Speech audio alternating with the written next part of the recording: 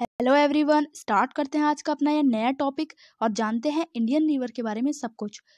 ये वीडियो मैंने उन सभी के लिए बनाई है जो लोग किसी भी एंट्रेंस एग्जाम की तैयारी कर रहे हैं, चाहे वो सीटेट हो, DSSB, RRB या कोई और एंट्रेंस एग्जाम या जॉब एग्जाम हो जिसमें कि ज्योग्राफी या जीके से रिलेटेड क्वेश्चन आते हैं। तो वो सभी लोग इसे देखें क्योंकि इसमें मैंने कुछ क्वेश्चंस भी इंक्लूड किए हैं जो कॉमनली पूछे जाते हैं, बहुत सारे एंट्रेंस एग्जाम में आ चुके हैं। तो ये वीडियो बहुत हेल्पफुल रहने वाली है, लास्ट तक देखिएगा और NCERT की नॉलेज भी रहेगी इस वीडियो में, तो ये सभी के लिए हेल्पफुल रहने वाली है। तो चलिए स्टार्ट करते हैं। और एक और बात कि वीडियो अगर पसंद आए तो प्लीज़ एक लाइक दीजिएगा और चैनल को सब्सक्राइब कर, अगर वीडियो पसंद आती है तो अपने दोस्तों में शेयर कीजिए जो लोग किसी एंट्रेंस एग्जाम की तैयारी कर रहे हैं। तो चलिए स्टार्ट करते हैं आज की अपनी ये वीडियो। अगर हम बात करें अर्ली सिविलाइजेशंस की, तो ये कुछ 3 मेजर अर्ली सिविलाइजेशंस हैं जिनके बारे में हमें जानना ज़रूरी है क्योंकि क्वेश्चंस पूछ लेते हैं। सबसे पहले तो हम मेसोपोटामियन सिविलाइजेशन के बारे में जानते हैं कि मेसोपोटामियन सिविलाइजेशन जो थी वो अर्लीस्ट रिवर वैली सिविलाइजेशन के नाम से भी जानी जाती है और वो स्टार्ट हुई थी अराउंड 3500 BC में टिग्रिस रिवर के अराउंड। और ये 2 रिवर्स हैं जो आप देख सकते हैं, मैंने लिख दिया है, कुछ पॉइंट्स में मैं लिख देती हूँ और कुछ मैं डिक्टेट कर देती हूँ। इसी तरह से अगर हम इंडस वैली सिविलाइजेशन की बात करें, जो आप सभी जानते होंगे कि एक बहुत बड़ी सिविलाइजेशन थी और डिस्कवर हुई थी अराउंड 1920, जो हड़प्पन सोसाइटी है, लेकिन वो एक मिस्ट्री है अब तक भी क्योंकि उसकी जो राइटिंग है, हड़प्पन सिस्टम का जो राइटिंग का सिस्टम था वो कुछ ऐसा था कि उसको अभी तक डिकोड नहीं किया गया है हमारी लैंग्वेज में। तो इसीलिए लार्जर पार्ट जो था वो अब तक उसका एक तरह से हम कह सकते हैं कि अननोन है या मिस्ट्री बना हुआ है। तो इसके बारे में भी आप जान सकते हैं, NCERT की बुक में पढ़ सकते हैं। अगर हम इजिप्टियन सिविलाइजेशन की बात करें तो इजिप्टियन सिविलाइजेशन जो थी वो भी एक और दूसरी सिविलाइजेशन थी जो कि नाइल रिवर के आसपास हुई थी और यहाँ पर जो है इन्होंने क्रिएट किया था इरिगेशन सिस्टम को लोकल रिवर से, जो कि नाइल थी। और मोर कॉम्प्लेक्स था ये जो सिस्टम था, जो कि प्रीवियस 2 सिस्टम्स थे जो कि मेसोपोटामियन या इंडस वैली सिविलाइजेशन में थे। अगर हम बात करें मेजर रिवर्स की, तो देखिए उससे पहले हमें ये जानना होगा कि रिवर्स को हम क्लासिफाई किस तरह करते हैं। तो किसी भी रिवर को क्लासिफाई करने के लिए 3 मेन कैटेगराइजेशन किया गया है उनका, कि 3 तरह से उनको हम क्लासिफाई कर सकते हैं। नंबर 1 ये जो बातें हैं ये आप नोट कर सकते हैं, अच्छे से सुनकर आप अपने नोट्स बना लीजिए।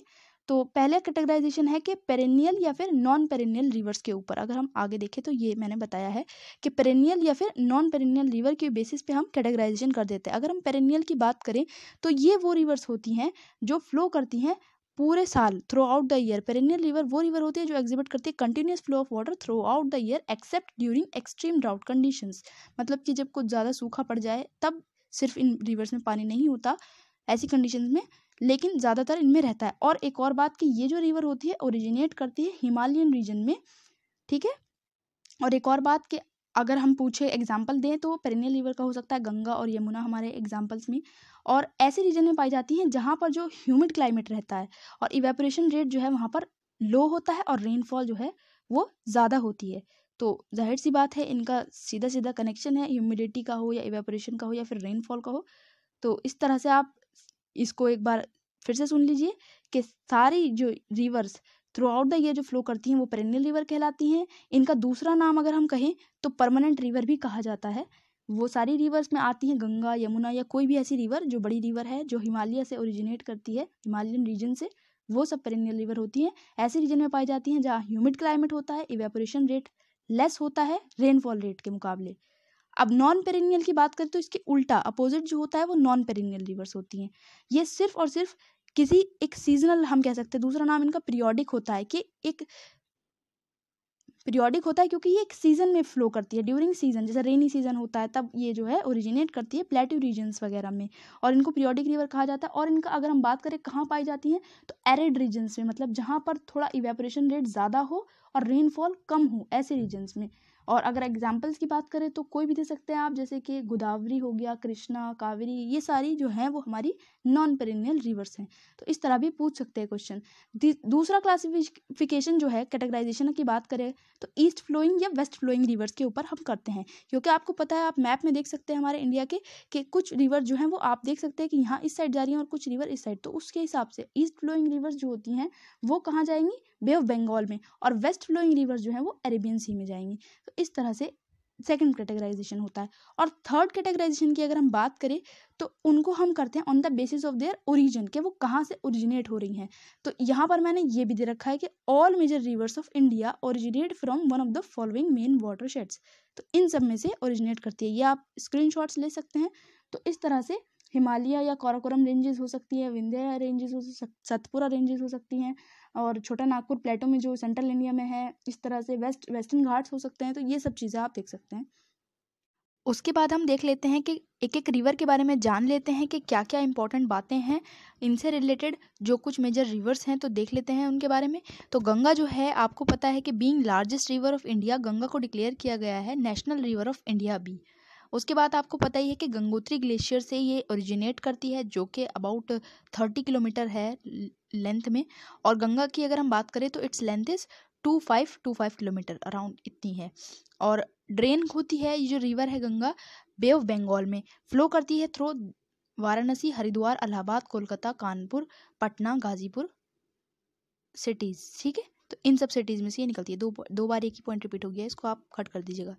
गोदावरी की अगर बात करें, दूसरी एक और रिवर है, one of the sacred waterways of the central India. जो सेंट्रल इंडिया है उसमें one of the major waterways में है आता इसका नाम गोदावरी का। और नियर नासिक इन महाराष्ट्र जो है ये है रिवर।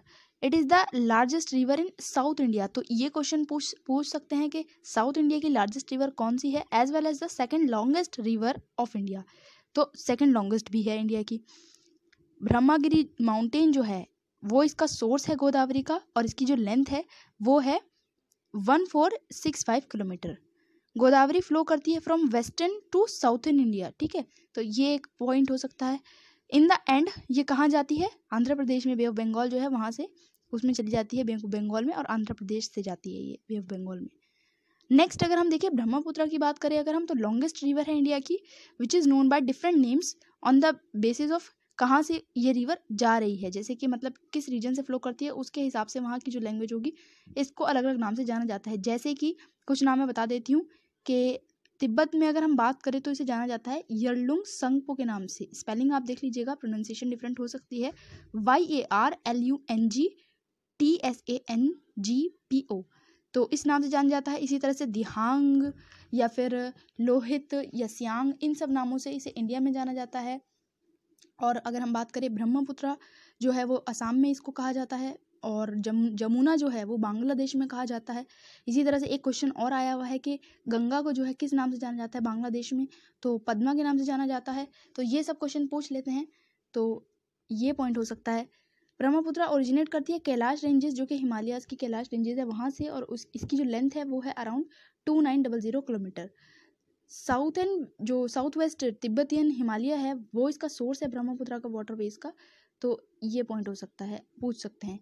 नेक्स्ट अगर हम बात करें यमुना की, तो यमुना जो है लाइफलाइन है दिल्ली की, सेकंड लार्जेस्ट ट्रिब्यूटरी रिवर है इंडिया की, गंगा की इन नॉर्दर्न इंडिया।